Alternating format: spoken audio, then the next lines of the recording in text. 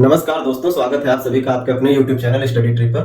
दोस्तों, बायोलॉजी की पिछली क्लास में हम लोगों ने जंतु जगत के वर्गीकरण की बात की थी और उस वर्गीकरण की जो श्रृंखला हम लोगों ने प्रारंभ की थी उसमें अकशेरुकी जंतुओं का जो वर्गीकरण है उसमें हम लोगों ने प्रोटोजोआ से लेकर के एनेलिडा वर्ग तक देख लिया था। टोटल बात की जाए अगर वर्गीकरण में तो आपको बता दिया गया था कि जो अकशेरुकी जंतु होते हैं, अकशेरुकी जंतु जो होते हैं, अकशेरुकी यानी कि नॉन कॉर्डेट्स जो होते हैं, नॉन कॉर्डेट्स जो एनिमल्स होते हैं, इनका जो ग्रुप हम लोगों ने डिवाइड किया था यानी कि इनको जो संघ में बांटा था, उस संघ की अगर हम लोग चर्चा करें तो सबसे पहले आपको बताया गया था प्रोटोजोआ, फिर आपको पोलीफेरा बताया गया था, फिर आप सबको सीलेंट्रेटा बताया गया था, सीलेंट्रेटा। ठीक है, सीलेंट्रेटा के बाद आप लोगों को प्लेटीहेल्मिन्थीस की बात की गई थी आप लोगों से, प्लेटीहेल्मिन्थीस, हेल्मिन्थीस, फिर एसके हेल्मिन्थीस, हेल्मिन्थीस की बात करी गई थी। एसके हेल्मिन्थीस के बाद हम लोगों ने एनेलिडा की बात की थी। ठीक है, एनेलिडा की बात की थी हम लोगों ने। यहां तक हम लोगों ने वर्गों को देख लिया था यानी कि जंतु जगत का जो डिवीजन था उसमें संघ जो थे, फाइलम्स जो थे, उन पे यहां तक चर्चा कर ली थी। आज इसी क्रम में आगे हम लोग जो एनेलिडा के बाद का अगला ग्रुप, अगला संघ जो हम लोग देखेंगे, फाइलम जो देखेंगे, वो होगा आर्थ्रोपोडा। और ये बहुत ही महत्वपूर्ण कह सकते हैं संघ है जिसको आपको पढ़ना जरूरी है, फाइलम है। बहुत ही ज्यादा इंपॉर्टेंट इसलिए कह रहे हैं क्योंकि आप लोगों को ये जानकारी होनी चाहिए, या यूं कह ले जानकर आश्चर्य होगा कि पृथ्वी पर जितने जंतु पाए जाते हैं, एनिमल्स पाए जाते हैं, उन सभी जंतुओं के लगभग 2/3 हिस्सा केवल और केवल इसी वर्ग के जंतु होते हैं। यानी कि अगर पूरी पृथ्वी पर 100 जंतु हैं तो 100 में से 66 जंतु आप कह लीजिए इसी वर्ग से संबंधित होंगे। अब इतना ज्यादा इंपॉर्टेंट ये ग्रुप है या संघ है कि इससे बहुत सारे प्रश्न भी बनते हैं, बहुत सारे सवाल तरह तरह के उठते हैं जिन पर हम लोगों को चर्चा करना जरूरी है। तो आज इसी टॉपिक को लेकर के हम लोग बात करेंगे। तो चलिए सेशन को प्रारंभ करते हैं और आज का जो संघ होगा, जो पिछली क्लास से आगे हम लोग बढ़ेंगे, वो कौन सा होगा? तो आज का होगा आर्थ्रोपोडा। तो आज का हम लोग आगे का जो टॉपिक है वो क्या होगा? आर्थ्रोपोड। ठीक है, आर्थ्रोपोड्स की आज हम लोग चर्चा करेंगे कि आर्थ्रोपोड्स क्या होते हैं और इस शब्द का मतलब क्या है, इस संघ में किस प्रकार के जंतु पाए जाते हैं। तो देखिए, बात आती है कि आर्थ्रोपोड्स जो जंतु हैं उनको लेकर के ये शब्द पहली बार एक वैज्ञानिक का नाम आता है, नाम है वॉन सीबोल्ड, वॉन सीबोल्ड। ठीक है, वॉन सीबोल्ड। ठीक, सीबोल्ड, ये वैज्ञानिक का नाम आता है और इनके द्वारा सबसे पहले इस आर्थ्रोपोड शब्द का प्रयोग किया गया था। अब ये जो आर्थ्रोपोड शब्द है इसको लेके ध्यान रखना है आप लोगों को कि ये जो शब्द है ये बना हुआ है 2 शब्दों से मिलकर के।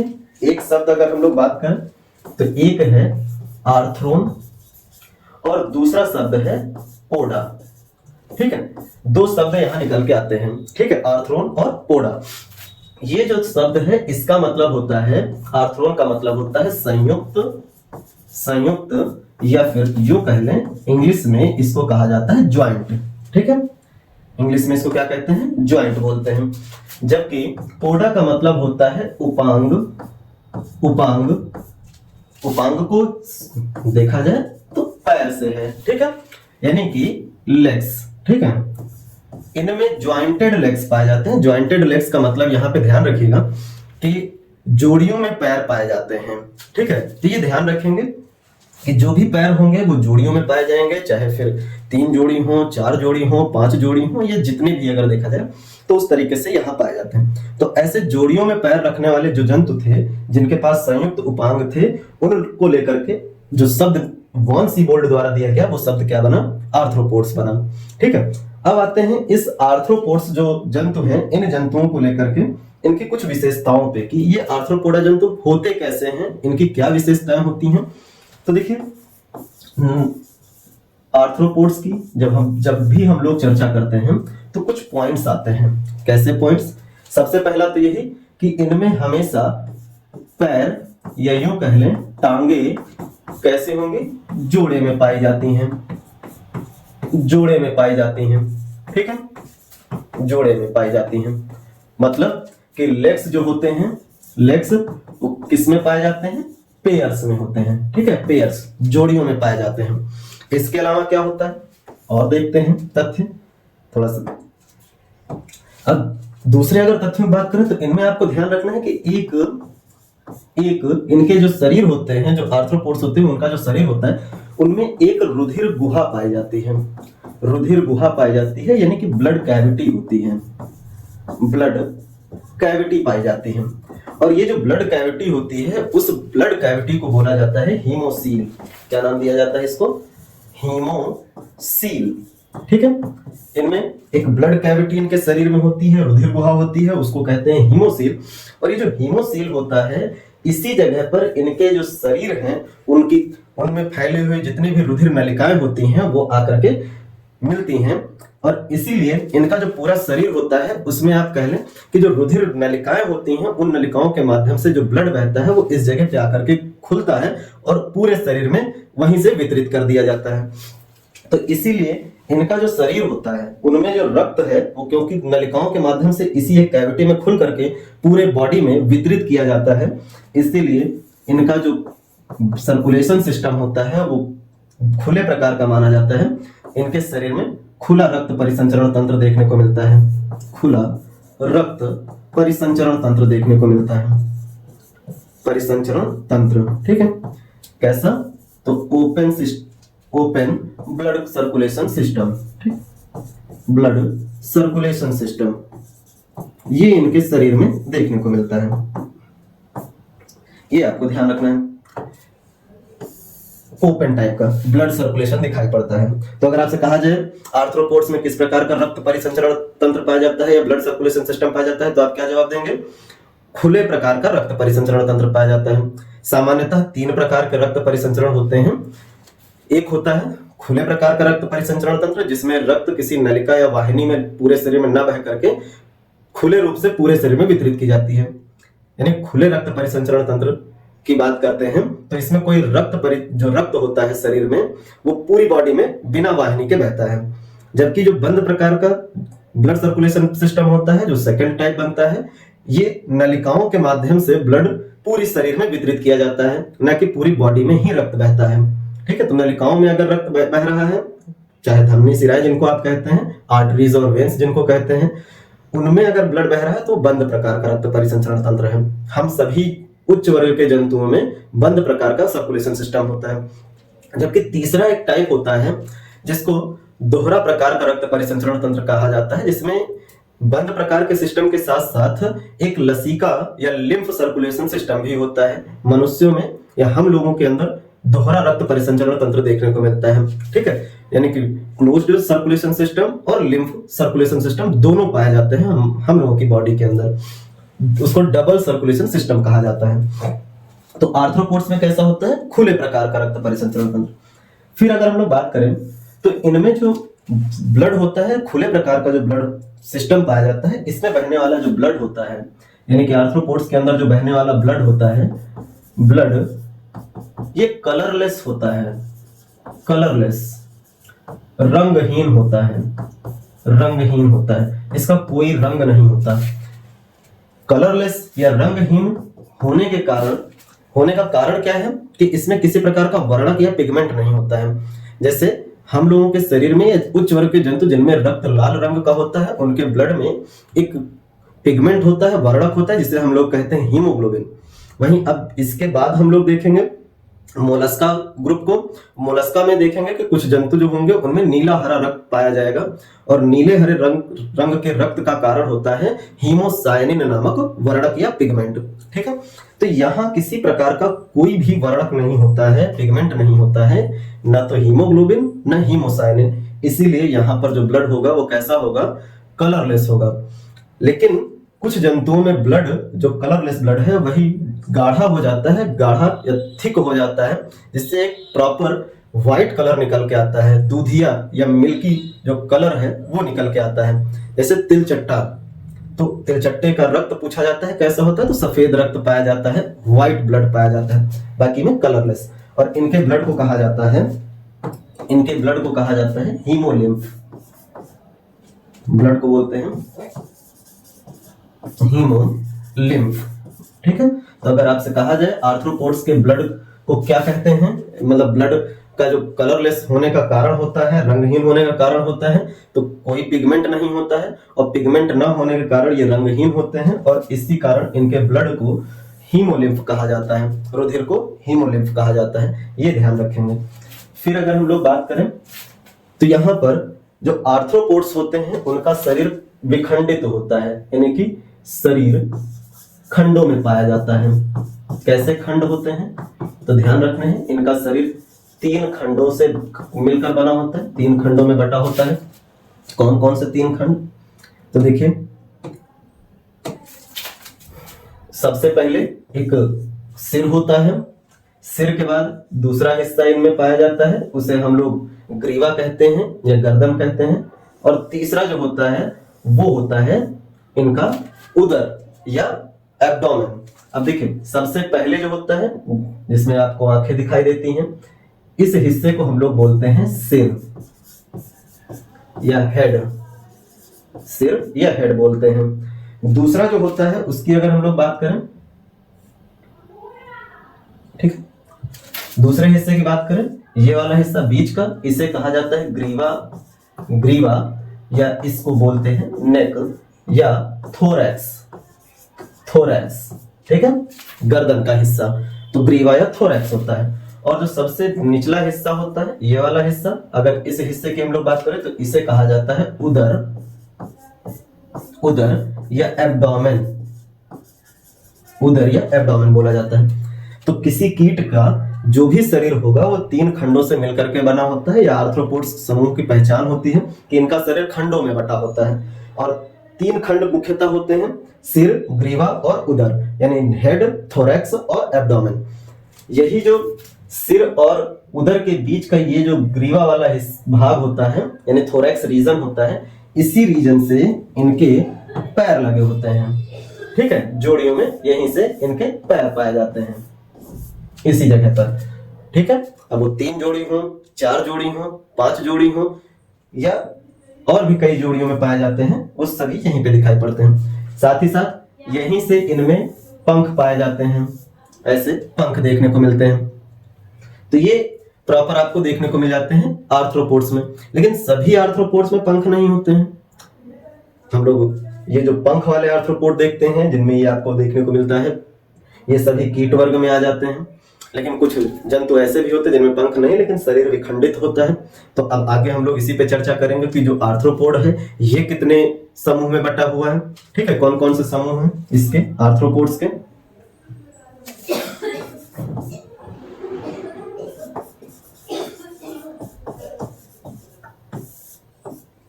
देखिए इसके 4 भाग हैं, इन्हें 4 समूह में बांटा गया है आर्थ्रोपोड्स को।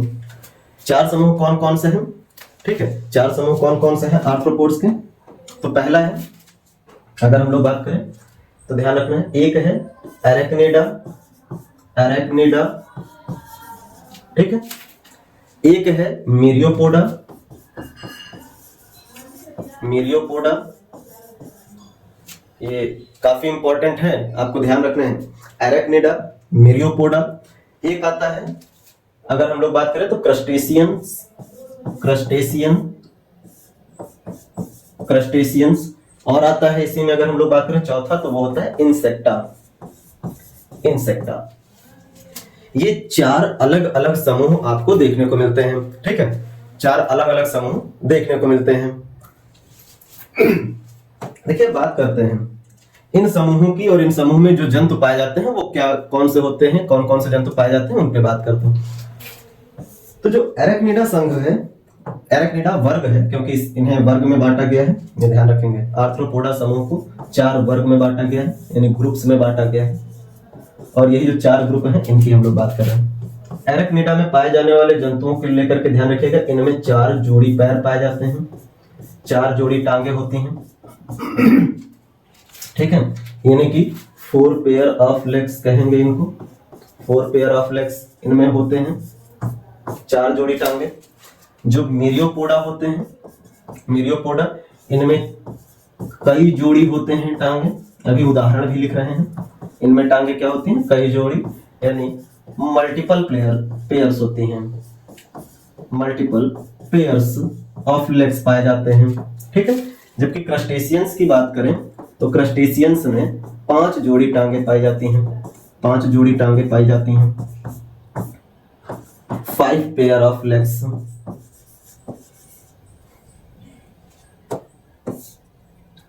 5 पेयर ऑफ लेग्स, 5 जोड़ी टांगे। जबकि अगर हम लोग इंसेक्टा की बात करें तो इंसेक्टा में आपको ध्यान रखना है, इनमें 3 जोड़ी टांगे होती हैं। 3 जोड़ी टांगे होती हैं। 3 पेयर ऑफ लेग्स। तो ये जोड़ियों को लेकर के हम लोगों ने बात करी, किसमें कितनी जोड़ी टांगे पाई जाती है और उसके एग्जाम्पल कौन कौन से होते हैं, ठीक है। फिर अब बात आती है कि एग्जाम्पल क्या है इनके। अगर हम लोग बात करें तो सबसे पहले आता है एरेक्निडा, जिनमें 4 जोड़ी टांगे पाई जाती हैं। इसको लेकर के जब सवाल बनता है तो सबसे मुख्य एग्जाम्पल जो है इसका वो होता है मकड़ी। मकड़ी यानी कि स्पाइडर। तो स्पाइडर जो है, मकड़ी जो है, वो आर्थ्रोपोडा संघ के एरेक्निडा वर्ग का एक जंतु है जिसमें कितनी टांगे पाई जाती हैं? 4 जोड़ी टांगे पाई जाती हैं। इसके अलावा अगर हम लोग बात करें तो कुछ नाम और आते हैं, जैसे कि अगर हम लोग बात करें स्पाइडर के बाद अगले अगर उदाहरण की बात करें तो अगला उदाहरण आता है घुन। घुन, या इसी को हम लोग कह देते हैं, और अगर दूसरे नाम की बात करें तो इसी को हम लोग कह देते हैं कुटकी, ठीक है। नाम सुना होगा, गांव वगैरह में इस भाषा का प्रयोग किया जाता है। इंग्लिश में इसी को कहा जाता है माइट, ठीक है, माइट। और उदाहरण की अगर बात की जाए तो इसी में आ जाते हैं जंतुओं के ऊपर। आपने देखा होगा कुछ विशेष प्रकार के कीट पाए जाते हैं, जंतुओं होता है, ठीक है। उसको किलनी बोला जाता है या इसी को कहा जाता है टिक। वो उसमें भी 4 जोड़ी टांगे पाई जाती हैं, वो ध्यान रखिएगा। इसी का उदाहरण आपको देखने को मिलता है जो एरेक्निडा है, इसी का उदाहरण देखने को मिलता है बिच्छू। बिच्छू यानी इस बिच्छू को हम लोग बोलते हैं, ठीक है। तो बिच्छू को कहा जाता है स्कॉर्पियो। स्कॉर्पियो, बिच्छू को स्कॉर्पियो कहा जाता है, ठीक है। स्कॉर्पियन, स्कॉर्पियन बोला जाता है बिच्छू को, ये ध्यान रखिएगा। तो ये 4 जोड़ी पैर वाले जो जंतु हैं वो आपको देखने हैं कुछ उदाहरण। मकड़ी, घुन या कुटकी जिसे माइट कहा गया, किलनी या टिक बोला गया, बिच्छू या स्कॉर्पियन बोला गया। फिर अगर हम लोग बात करें तो अगला आता है मिरियोपोडा, ठीक है। मिरियोपोडा की बात करें तो इसके एग्जाम्पल में, मिरियोपोडा के एग्जाम्पल में आपको देखने को मिलता है जैसे कनखजूरा। कनखजूरा, या इसी को हम लोग कह लें तो कह देंगे स्कोलोपेंड्रा, ठीक है। कनखजूरा तो स्कोलोपेंड्रा। स्कोलोपेंड्रा, कनखजूरा इसी में आपको देखने को मिलता है, ठीक है। जो कनखजूरा है इसी में आपको कुछ जंतु और देखने को मिलते हैं, जिसमें एक सेंटीपीड कनखजूरे की ही प्रजाति के तौर पे देखने को मिलता है। मिलीपीड, मिलीपीड, ठीक। बारिश के सीजन में आपने देखा होगा ये मिलीपीड्स छोटे छोटे बहुत सारे समूह में आपको देखने को मिलते हैं, रेलगाड़ी के डिब्बे जैसे, ठीक है। तो मिलीपीड, सेंटीपीड, स्कोलोपेंड्रा ये जो है आपको मिरियोपोडा समूह में देखने को मिल जाते हैं, जिनमें कई जोड़ी में टांगे पाई जाती हैं। फिर अगर बात करें, अब आते हैं क्रस्टेशियंस की। क्रस्टेशियन, इसके अगर एग्जाम्पल की बात करें, क्रस्टेशियन के एग्जाम्पल की बात करें तो इसका सबसे मुख्य एग्जाम्पल है झींगा, प्राण, ठीक है। क्रस्टेशियन मुख्यतः जलीय होते हैं और इनका मुख्य एग्जाम्पल अगर हम लोग बात करें तो आता है झींगा, ठीक है। झींगा, जिसे आप झींगा मछली के नाम से जानते हैं। प्राण, ठीक, प्राण बोलते हैं। दूसरा इसका एग्जाम्पल आपको देखने को मिलता है क्रैब, यानी केकड़ा। केकड़ा, क्रैब, क्रैब, ठीक। तो केकड़ा हो गया, झींगा मछली हो गया। इसके अलावा अगर हम लोग बात करें तो एक नाम आता है क्रेफिश। क्रेफिश, ये आपको देखने को मिलते हैं। क्रेफिश ये क्रस्टेशियन के एग्जाम्पल है, ठीक। फिर हम लोग बात करें अगला जो वर्ग है इंसेक्टा, ठीक है, इंसेक्टा जिसमें 3 जोड़ी टांगे पाई जाती हैं। इसके अगर हम लोग एग्जांपल की बात करें तो इसमें आपको एग्जांपल देखने को मिलते हैं। इस इंसेक्टा में कीट वर्ग के सभी आ जाएंगे, जैसे कि मक्खी की बात की जाए, मक्खी यानी कि मस्का कहेंगे इसको, मस्का। इसी में आपको मधुमक्खी देखने को मिल जाती है, मधुमक्खी जिसको एपिस या बी कहा जाएगा, ठीक है। बायोलॉजी में एपिस बोलते हैं, बाकी इंग्लिश में मधुमक्खी को ही बी बोला जाता है। फिर अगर हम लोग बात करें तो इसी में एग्जांपल हम लोग जो और लिख लेते हैं वो होते हैं जैसे दीमक, दीमक जिनको हम लोग टर्माइट बोलते हैं, ठीक है, टर्माइट दीमक को कहा जाता है। फिर इसी में आपको मच्छर देखने को मिल जाता है, मच्छर जिनको हम लोग मॉस्किटो बोलते हैं, मॉस्किटो। तो ये आपको देखने को मिल जाते हैं आर्थ्रोपोडा संघ के अंतर्गत 4 वर्ग। पहला वर्ग हमने बताया एक है एरेक्निडा जिसमें 4 जोड़ी टांगे देखने को मिलती हैं, जिसके उदाहरण आपको मकड़ी या स्पाइडर, घुन, कुटकी या माइट जिसको कहा गया, इसके अलावा किलनी जिसको कह सकते हैं टिक बोला गया, और साथ ही साथ बिच्छू जिसको स्कॉर्पियन कहा गया। दूसरा आपको वर्ग दिखाई पड़ा जिसको मिरियोपोडा कहा गया, और इनमें कई जोड़ी में टांगे पाई जाती हैं, जिसमें स्कोलोपेंड्रा, सेंटीपीड और मिलीपीड मुख्य रूप से एग्जाम्पल आते हैं। तीसरा आता है क्रस्टेशियंस जिसमें 5 जोड़ी टांगे पाई जाती हैं, और इसमें आपको झींगा मछली, केकड़ा, क्रेफिश ये दिखाई पड़ते हैं। और चौथा आता है इंसेक्टा, इसमें आपको 3 जोड़ी टांग वाले जंतु दिखाई पड़ते हैं, आर्थ्रोपोड, और इसी में आते हैं मधुमक्खी, मक्खी, ठीक है, मच्छर या टिड्डे, ये जो जितने भी दिखाई पड़ते हैं, तितली, ये सभी इसी में आते हैं, बटरफ्लाइज, ठीक है, ड्रैगन फ्लाई, बटरफ्लाई, ये सब इंसेक्टा ग्रुप के हैं। घुन आपको ध्यान रखना है, जो छोटे छोटे घुन होते हैं वो सभी अरेक्निडा के हैं, 4 जोड़ी टांगे होती हैं उनमें, ठीक है। तो ये बात आपको ध्यान रखनी है। अब इन जंतुओं के ग्रुप को लेकर के एक सवाल और बनता है, वो होता है इनमें श्वसन की क्रिया किसके माध्यम से होती है, यानी ये सांस किसके माध्यम से लेते हैं, ठीक है। इनमें जो श्वसन की क्रिया है इस वर्ग के जंतुओं में वो कैसे होती है, ठीक। तो चलिए हम लोग श्वसन की क्रिया पे चर्चा कर लेते हैं।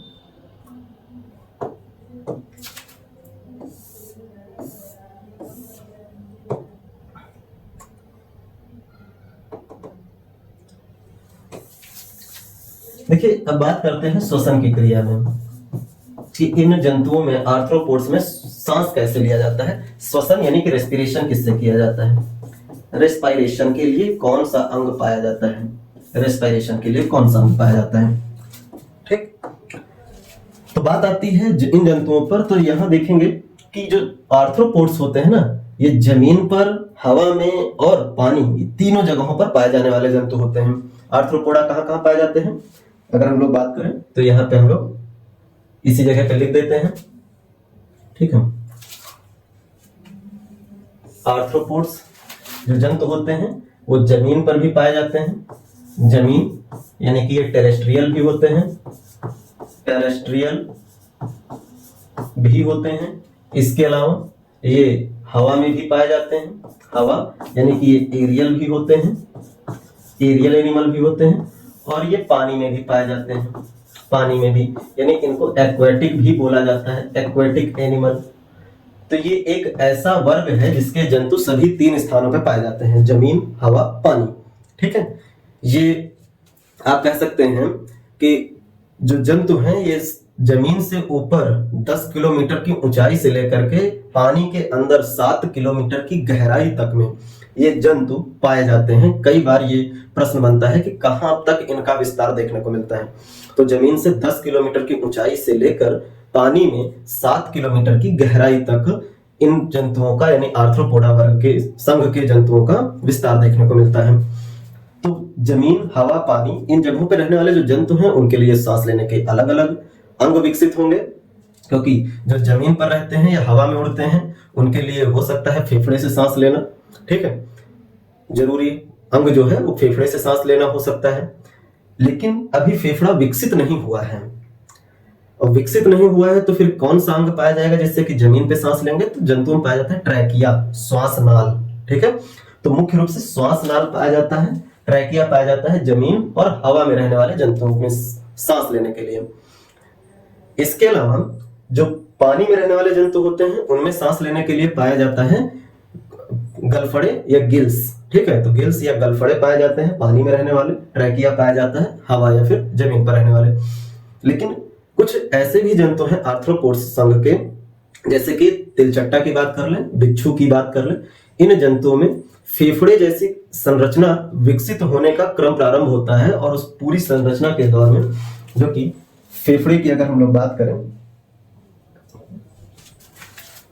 फेफड़े की जब हम लोग चर्चा करते हैं तो फेफड़ा आपको इस तरह से दिखाई पड़ता है। ठीक है, ऐसे ये फेफड़ा दिखाई पड़ता है। लेकिन अभी इन जंतुओं में फेफड़ा विकसित नहीं होता है। फेफड़े की जब हम लोग स्टडी करते हैं, ठीक है, फेफड़े की जब हम लोग स्टडी करते हैं तो इस तरह से दिखाई पड़ता है। ये लैरिंग्स, ये ट्रैकिया, ये पूरा जो हिस्सा है इसी को ट्रैकिया कहेंगे। ठीक है, ये ब्रोंकाई और अंदर होते हैं ब्रोंकियोल्स। ठीक है, ब्रोंकाई और ब्रोंकियोल्स होते हैं। तो ये ब्रोंकियोल्स, ब्रोंकाई, ट्रैकिया। तो आर्थ्रोपोड्स संघ के जो जंतु होते हैं उनमें आपको ध्यान रखना है कि ये वाला हिस्सा पाया जाता है, ट्रैकिया पाया जाता है, जिससे कि सांस लेते हैं, हवा भरते हैं और छोड़ते हैं अपने जिंदा रहने के लिए। अभी फेफड़ा विकसित नहीं हुआ। लेकिन इस वर्ग के जो तिलचट्टे हैं, बिच्छू हैं, इनमें फेफड़े जैसी संरचना विकसित होने की प्रक्रिया प्रारंभ होती है। और उस प्रक्रिया में पूरा जो टिश्यू है या ऊतक है वो कंप्लीटली डेवलप ना होकर के ये पतली पतली पट्टी के रूप में अलग अलग दिखाई पड़ता है, जो कि ट्रैकिया से कनेक्टेड देखने को मिलता है। स्पष्ट रूप से अगर कहा जाए तो ट्रैकिया से आगे यही अलग अलग इस तरीके से जोड़ियों में देखने को मिलते हैं। इस तरह से फेफड़े ऐसे,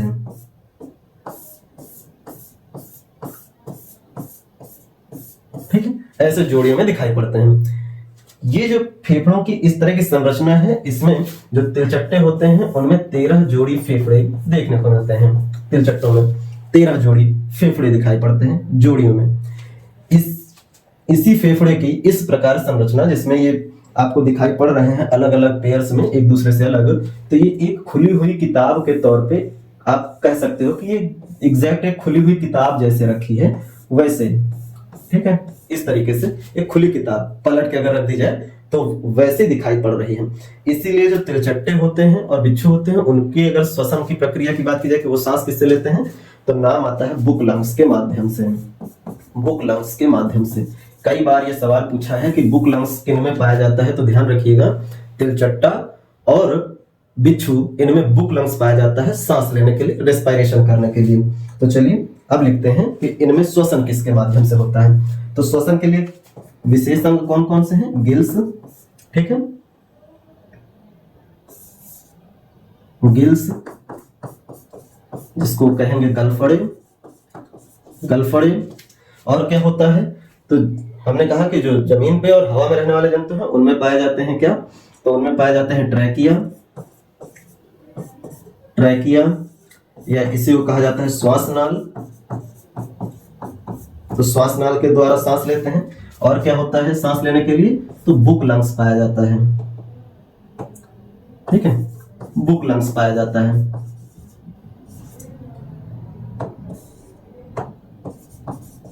बुक लंग्स, ठीक है, हिंदी में इसको कहा जाता है पुस्तक फुफ्फुस। पुस्तक फुफ्फुस। तो पुस्तक फुफ्फुस किस में पाया जाता है, आपसे सवाल किया जाए तो आप क्या जवाब दोगे? तिलचट्टा और बिच्छू। तो अब कुछ एग्जांपल्स जो हम लोगों ने लिखे हैं इनसे जुड़े हुए जो मेन तथ्य हैं उन पर हम लोग चर्चा कर लेते हैं। अब यहां ध्यान रखिएगा, इन्हीं जंतुओं की बात करें तो एरेक्निडा में मकड़ी, घुन, कुटकी, किलनी, बिच्छू ये आप देख रहे हैं, ये जमीन पर पाए जाते हैं। तो इनमें सांस लेने के लिए कौन सा अंग होगा, कौन सा अंग पाया जाएगा सांस लेने के लिए? जमीन पर है तो ट्रैकिया, श्वास नाल होगा। लेकिन बिच्छू की बात करेंगे तो बुक लंग्स पाया जाएगा। मिरियोपोडा की बात करें तो ये भी जमीन पे रहने वाले जंतु हैं। ठीक है, चाहे कनखजूरा हो, सेंटीपीड हो, मिलीपीड, तो इनमें भी सांस लेने के लिए क्या होगा? ट्रैकिया होगा या श्वास नाल कहेंगे।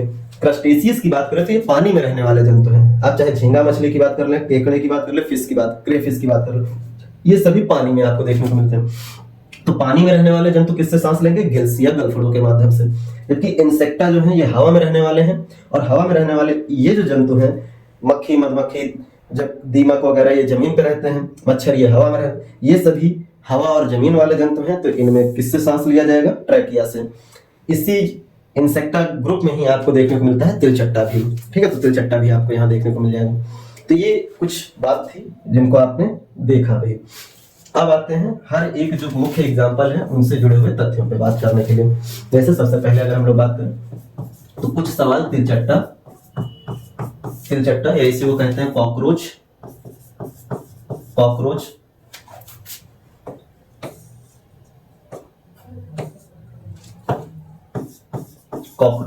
ठीक। दूसरा अगर हम कहें तो यहीं पे कुछ एक मक्खी से सवाल काफी बन जाता है जिसको हम लोग कहते हैं मस्का या फ्लाई। आपको कहेंगे मधुमक्खी की बात आ जाती है, इससे भी कुछ सवाल बनते हैं जिसको आप बी कहेंगे, लेकिन यहाँ पर एपिस शब्द यूज किया जाएगा। मकड़ी से क्वेश्चन पूछा जाता है काफी, मकड़ी या स्पाइडर से अगर हम लोग बात करें तो सवाल होता है। इसके अलावा अगर हम लोग बात करें तो एक जंतु का नाम आता है सिकाड़ा, एक जंतु आता है, ठीक है, सिकाड़ा। यहीं पे अगर हम लोग बात करें तो इन्हीं जंतुओं में बिच्छू है, इससे सवाल होता है, यानी कि स्कॉर्पियन है बिच्छू, इससे कुछ क्वेश्चन होता है। दीमक की बात करेंगे हम लोग, यानी टर्माइट, दीमक यानी टर्माइट की बात करेंगे। दीमक के साथ में हम लोग चींटी की बात करेंगे, चींटी यानी कि आंट की बात करेंगे, ठीक है, आंट्स की बात करेंगे। अब देखिए ये मुख्य एग्जाम्पल हैं जिनसे सवाल सबसे ज्यादा बनते हैं। अब तिलचट्टा को लेकर ध्यान रखना है कि तिलचट्टा जो होते हैं इनमें जो रक्त होता है वो सफेद पाया जाता है, सफेद रक्त होता है, यानी कि व्हाइट ब्लड होता है, व्हाइट ब्लड पाया जाता है, और बिल्कुल गाढ़ा सफेद रक्त होता है, ठीक है, गाढ़ा कह लो, ठीक है, गाढ़ा सफेद रक्त, यानी कि आप अगर शब्द यूज करें तो थिक शब्द यूज करेंगे, ठीक है, थिक व्हाइट ब्लड होता है, बहुत ही गाढ़ा होता है। इसके अलावा तिलचट्टे को लेकर बहुत ही ज्यादा महत्वपूर्ण तथ्य आता है, और वो ये आता है कि पृथ्वी पर इकलौता ऐसा जंतु है या कीट है कह लीजिए कि जिस पर अगर परमाणु बम का भी विस्फोट कर दिया जाए, अगर किसी स्थान पर कह दे परमाणु बम भी फोड़ दिया जाए तो वहां पे दूसरे सभी जंतु, पेड़ पौधे, घर, ये सब नष्ट हो जाएंगे। लेकिन जो जंतु पर परमाणु बम के रेडिएशन का प्रभाव दिखाई नहीं पड़ेगा वो जंतु होगा तिलचट्टा। यानी तिलचट्टा परमाणु बम विस्फोट के बाद जो कह सकते हैं रेडिएशन होगा, जो उससे परमाणु बम विस्फोट का प्रभाव होगा, उस प्रभाव का कोई असर तिलचट्टा के ऊपर देखने को नहीं मिलता है, यानी कि एटम बम का कोई इफेक्ट तिलचट्टा पर दिखाई नहीं पड़ता है। तो अगर आपसे कहा जाए परमाणु बम के हमले में सरवाइव करने वाला, बम के हमले में सरवाइव कर जाने वाला जंतु कौन सा है, तो ये तिलचट्टा है, ठीक है। एटम बम के विस्फोट में भी ये सरवाइव कर जाता है, ये ध्यान रखना है। मक्खी की बात करें तो मक्खी को लेकर के ध्यान रखिएगा, हमारे आसपास मक्खी जो होती है, मक्खी पाई जाती है, इस मक्खी के कारण एक फेमस रोग होता है जिसको हम लोग कहते हैं हैजा या कॉलेरा।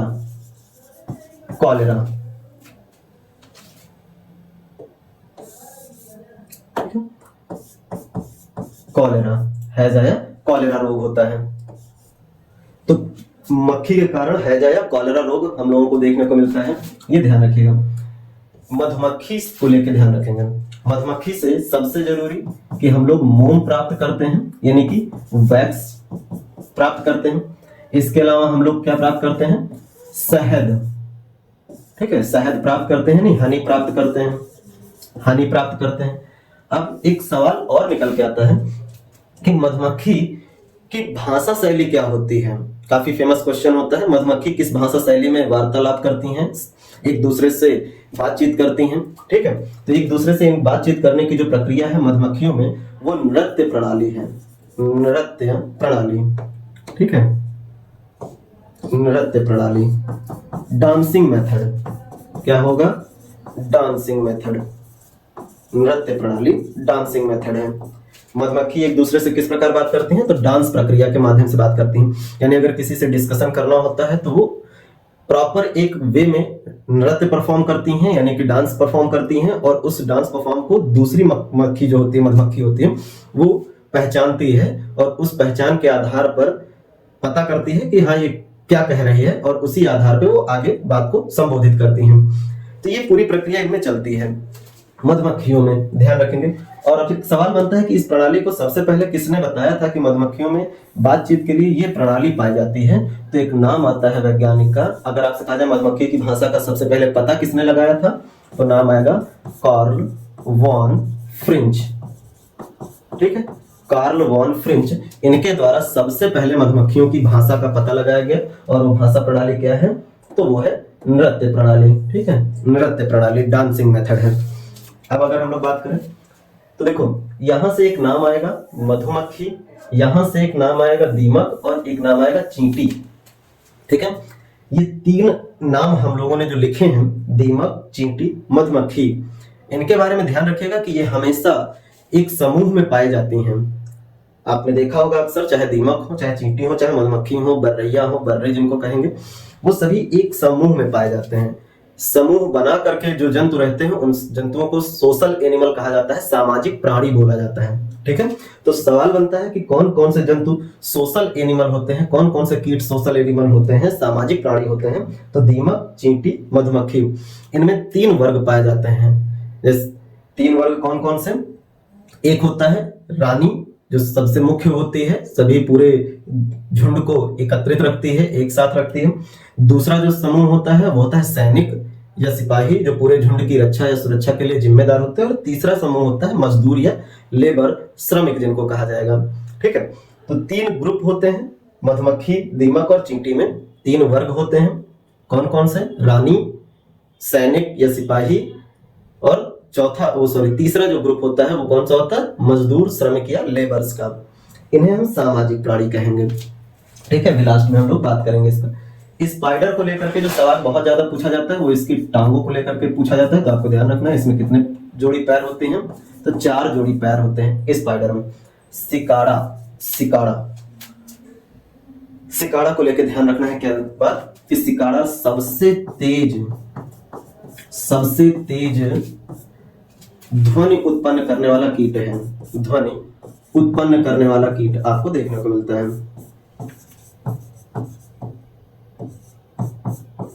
और इसकी ध्वनि इतनी तेज होती है कि लगभग आधे किलोमीटर दूर तक सुनाई देती है।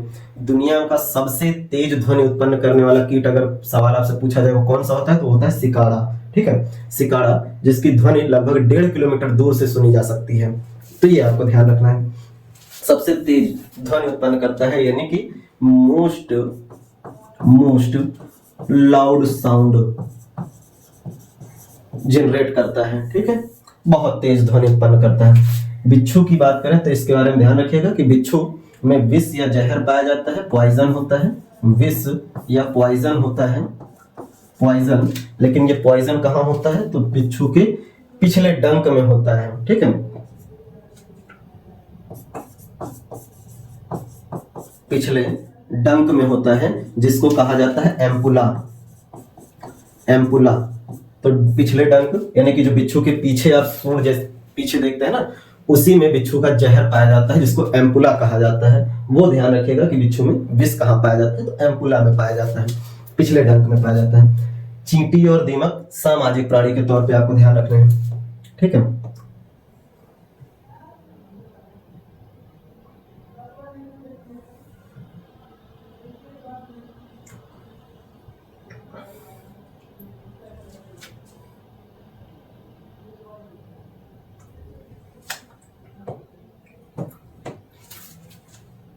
यहां से नाम उठाते हैं, चींटी, दीमक, मधुमक्खी, ये कैसे जंतु हैं, सामाजिक प्राणी हैं। सामाजिक प्राणी ध्यान रखेंगे। सोशल एनिमल किनको कहा जाता है, तो सोशल एनिमल बोला जाता है जो समूह बना करके रहते हैं, झुंड में रहते हैं। मनुष्य भी किस प्रकार का जंतु है, सोशल एनिमल, सामाजिक प्राणी। हम लोगों के आसपास भी जो समूह है, ग्रुप है, उस पर हम लोगों के कार्य निर्भर करते हैं। समाज तभी बोला जाता है समाज, जो चाहेगा वैसे हम लोगों को बिहेव करना पड़ेगा, क्योंकि हमें समाज में रहना है। ठीक है, तो समाज में रहने वाले यानी समूह में रहने वाले जो प्राणी होते हैं उनको सामाजिक प्राणी कहा जाता है। तो चींटी, दीमक, मधुमक्खी ये सब सामाजिक प्राणी हैं। वहीं मच्छर आप देखेंगे तो मच्छर झुंड में नहीं होते हैं। यही मकड़ी की बात करें तो मकड़ी भी झुंड में नहीं देखने को मिलेंगे, बिच्छू भी झुंड में नहीं होंगे, इनका कोई समूह नहीं होता है। हाँ, ये एक जगह आवास बना करके एक जगह कहीं ठहर सकते हैं, छिप सकते हैं, लेकिन उस जगह पर ये समूह में हमेशा रहें ऐसा जरूरी नहीं है। ठीक, तो ध्यान रखेंगे सोशल एनिमल्स हैं। अब इन्हीं में से ये ध्यान रखना कि जो दीमक होता है, दीमक होते हैं, इनमें आंखें, दीमक में आंखें नहीं होती हैं, दीमक में आंखें नहीं होती हैं, ये ध्यान रखेंगे।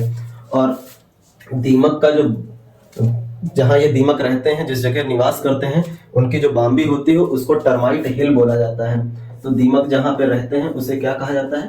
टर्माइट हिल बोला जाता है, टर्माइट हिल। ये जहां दीमक रहते हैं उस जगह की बात है। कुछ एक्स्ट्रा फैक्ट की बात करते हैं हम लोगों ने नाम लिया चींटी, नाम लिया बिच्छू, नाम लिया बर्रे या बर्रैया। ठीक है, ये येलो कलर में आप देखते हैं जो बर्रैया छत्ते में येलो कलर की होती है, उनकी अगर हम लोग बात करें तो इनमें विष पाया जाता है, पॉइजन पाया जाता है, जिसका असर इनके काटने पर हमें दिखाई पड़ता है। तो चींटी, बिच्छू, बर्रे, इन सब में मधुमक्खी, ठीक है, मधुमक्खी,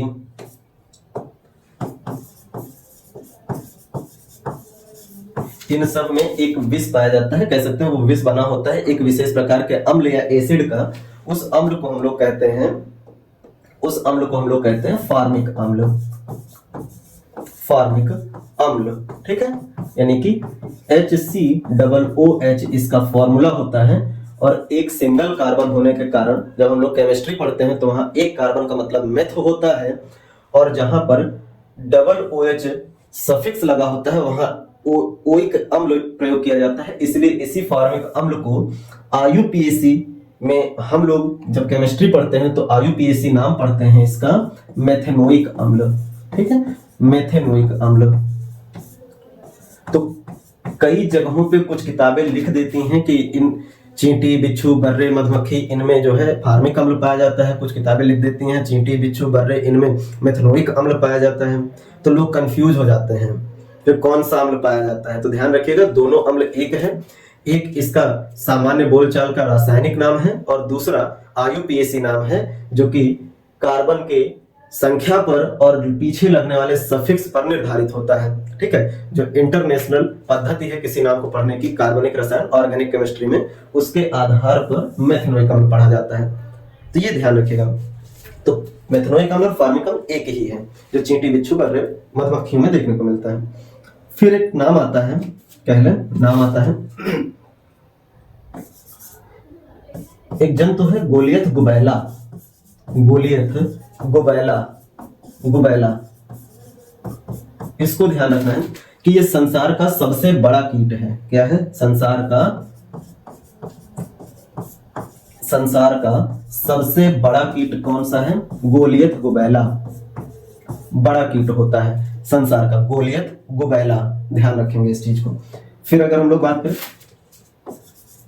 सवाल आता है तितली या फिर कह लें बटरफ्लाई, बटरफ्लाई को लेकर के एक सवाल बनता है। ठीक है, और वहीं पे अगर हम लोग बात करें तो एक नाम आता है जुगनू।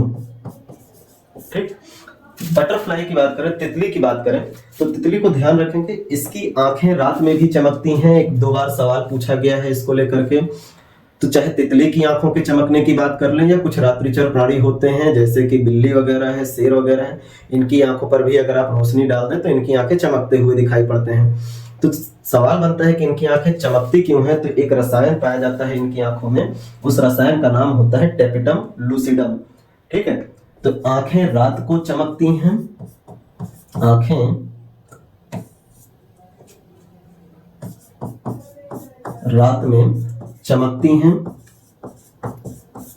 हैं और कारण क्या होता है? कारण है क्या चीज? क्या है कारण? वो बताएं आप फटाफट।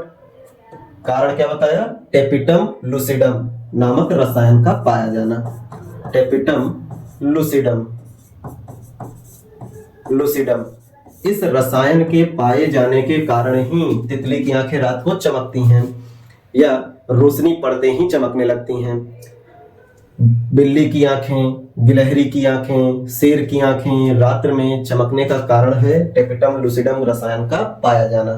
तो आंखों का चमकना कभी भी आपसे पूछा जाए किसी भी जंतु को लेकर के, तो किस पदार्थ के कारण या रसायन के कारण? टेपिटम लूसिडम के कारण। लेकिन यही जुगनू की बात आती है। जुगनू, तो जुगनू में आंखें नहीं, रात में जुगनू ही चमकता है। उसके पीछे उदर में एक रसायन होता है, एब्डोमेन के रीजन में एक रसायन होता है, उस रसायन को कहा जाता है ल्यूसीफेरिन। क्या बोला जाता है? ल्यूसीफेरिन। ठीक है, ल्यूसीफेरिन। ल्यूसीफेरिन,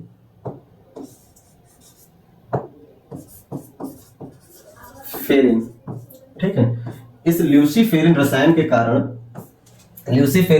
कारण जुगनू रात में चमकते हैं। लेकिन सवाल ऐसे नहीं पूछा जाता, सवाल बोला जाता है कि जुगनू के चमकने का कारण क्या होता है? तो ल्यूसीफेरिन जो ये रसायन है, इसका ऑक्सीजन की प्रेजेंस में ऑक्सीकरण होता है। ठीक है, ऑक्सीजन के द्वारा क्या किया जाता है? ऑक्सीकरण यानी ऑक्सीडेशन होता है इसका। ऑक्सीकरण यानी ऑक्सीडेशन होता है, ऑक्सीडेशन होता है, जिसके कारण ही जुगनू चमकते हैं। तो क्या जुगनू केवल रात में चमकते हैं? रात में ही ऑक्सीडेशन होता है? तो नहीं, ध्यान रखिएगा, जुगनू दिन में भी चमकता है, रात में भी चमकते हैं, लेकिन दिन में सूर्य का प्रकाश होने के कारण जुगनू की चमक दिखाई नहीं पड़ती। जैसे तारे दिन में भी आसमान में होते हैं, लेकिन सूर्य के प्रकाश के कारण तारे की चमक जो है वो आपको दिखाई नहीं पड़ती। वहीं सूरज के छिपते ही जब अंधेरा होता है तो तारे आपको दिखने लगते हैं। वैसे ही जुगनू दिन में भी लगातार जलता रहता है ल्यूसीफेरिन के ऑक्सीकरण के कारण, लेकिन दिन में सूर्य के रोशनी होने के कारण जुगनू की चमक दिखाई नहीं पड़ती, रात में जुगनू चमकते हुए दिखाई देता है। तो ये ध्यान रखिएगा, किस पदार्थ के कारण जुगनू चमकते हैं। ठीक, तो ल्यूसीफेरिन के कारण चमकते हैं। तितली की आंखें या रात्रिचर जो प्राणी होते हैं उनकी आंखें चमकती हैं, जिनकी चमकते हुए दिखाई देती हैं। क्यों चमकती हैं? तो टेपिटम लूसिडम के कारण आंखें चमकती हैं। तो ये मुख्य जितने भी तथ्य हो सकते थे वो हम लोगों ने डिस्कस कर लिए। लेकिन अभी एक सवाल बनता है कुछ कि इनमें, ठीक है, जैसे कि अगर हम लोग बात करें तो इनमें एक सवाल बनता है कि ये जो आर्थ्रोपोड्स हैं, ठीक, ये जो आर्थ्रोपोड्स हैं, ये जो जंतु हैं आर्थ्रोपोड्स, इनमें जो शरीर का ऊपरी ढांचा होता है, खोल होता है, वो किसका बना होता है? तो आर्थ्रोपोड्स का जो शरीर है, शरीर यानी बॉडी है, ये काइटिन, इसका जो पूरा ढांचा है वो किसका बना होता है? तो काइटिन प्रोटीन का बना होता है। ये ध्यान रखिएगा, शरीर काइटिन प्रोटीन से ढका होता है, से ढका होता है। ये आपको ध्यान रखना है। आर्थ्रोपोड्स में जो इनका शरीर है किससे ढका होता है? काइटिन प्रोटीन से ढका होता है। तिलचट्टा इकलौता ऐसा आर्थ्रोपोड है जिसका पूरा शरीर हर एक स्थान से काइटिन से पूरी तरह ढका होता है, इसीलिए तिलचट्टे पर परमाणु बम विस्फोट का भी प्रभाव नहीं पड़ता है। ध्यान रखेंगे, यानी कॉकरोच की बात कर रहे हैं। एक अच्छा और आपसे यहाँ पे बात आती है, अक्सर आप लोगों ने फिल्मों में या फिर रात में चलते हुए सड़क के किनारे रात्रि में एक बहुत ही अजीब सी कीट एक आवाज सुनी होगी, जो रात में बहुत ज्यादा तीव्र आवाज आपको आती है। कई सारे कीट जैसे एक साथ चिल्ला रहे होते हैं, तो आवाज जो रात में, अजीब ध्वनि जो है रात में वो उत्पन्न होती है। तो सवाल बनता है वो कौन से जंतु उत्पन्न करते हैं या किसकी आवाज होती है? कई बार उससे डर भी लगता है। तो वो आवाज होती है झिंगुर की, यानी क्रिकेट जिनको कहा जाता है। ठीक है, तो यहीं पे पॉइंट हम जोड़ देते हैं कि रात्रि में उत्पन्न जो अजीबोगरीब आवाज है, अजीबोगरीब आवाज है, अनफैमिलियर साउंड जिसको कहेंगे, आवाज है, वो आवाज किसके द्वारा उत्पन्न की जाती है? तो जवाब आता है झिंगुर, यानी क्रिकेट, इनको कहते हैं क्रिकेट, इनके द्वारा उत्पन्न की जाती है। ये जो जंतु हैं वो रात के समय ही आवाज उत्पन्न करने के लिए जाने जाते हैं। आवाज दिन में भी करते हैं लेकिन वो आवाज स्पष्ट नहीं होती है। ठीक है, तो यहाँ पे पूरा आर्थ्रोपोड्स जो संघ है वो समाप्त होता है। इस संघ के बारे में अच्छे से पढ़िएगा, और अगर कोई प्रॉब्लम आती है कहीं स्टडी करने में या किसी बात को समझने में, तो कमेंट करके बताइएगा। और ज्यादा से ज्यादा जो वीडियो है उसको शेयर करिए, लाइक करिए और चैनल को सब्सक्राइब करिए। मिलते हैं अगले वीडियो में फिर से जो अगला समूह है उसको लेकर के, जो कि मोलस्का संघ होगा। तब तक के लिए धन्यवाद, नमस्कार।